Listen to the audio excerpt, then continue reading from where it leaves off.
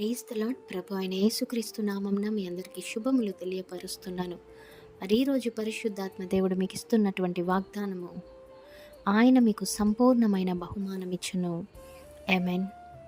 మరి సంపూర్ణమైన బహుమానం అంటే, మరి రూతు జీవితం మనం ఆలోచించినట్లయితే, తను ఒక మోయాబీయురాలు, ఒక అన్య కుటుంబం నుంచి వచ్చిన ఒక వ్యక్తి.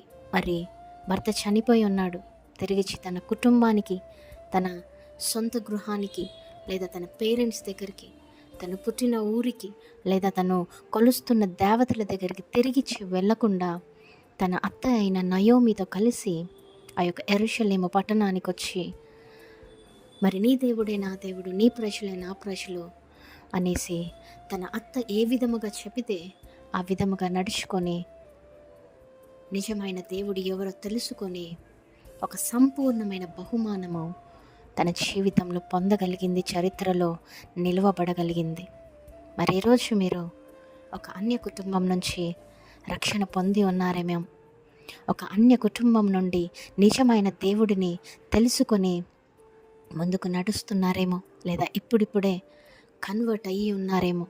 వాట్ ఎవర్ ఇట్ ఈస్, నేను నా కుటుంబము అన్య దేవతలను పూజించినందుకు ఈరోజు మా కుటుంబంలో దీవెనలు, ఆశీర్వాదాలు, సంపూర్ణమైన బహుమానాలు మేము చూడలేకపోతున్నామనేసి నెంబర్ ఆఫ్ క్వశ్చన్స్తో ఉన్నట్లయితే, అనుమానాలతో ఉన్నట్లయితే, ప్రియ దేవుని సంగమా, ప్రియ దేవుని బిడ్డలారా, ఒక్కటే గుర్తుపెట్టుకోండి. నిజమైన దేవుడిని నీవు నమ్మినావు, మారు మనస్సు పొందుకొని దేవునిలో రక్షింపబడి ఉన్న ప్రతి ఒక్కరికి ఆయన శిలువ మరణం ద్వారా ప్రతి పాపము, ప్రతి శాపము, ప్రతి కీడు కొట్టివేయబడింది. ఆమేన్. మరి ఈరోజు నీవు నమ్ము, దేవుని పాదాల చెంతకు రా, దేవునికి ఇష్టమైన జీవితం జీవించడానికి ప్రయత్నించు. మీ జీవితంలో దేవుని చిత్తమే జరుగులాగున దేవునికి అవకాశం ఇచ్చి చూడండి. తప్పకుండా రూతు వలె మీ కుటుంబం కూడా ఆశీర్వదింపబడుతుంది, దీవింపబడుతుంది, సంపూర్ణ బహుమానము పొందుకోగలుగుతారు.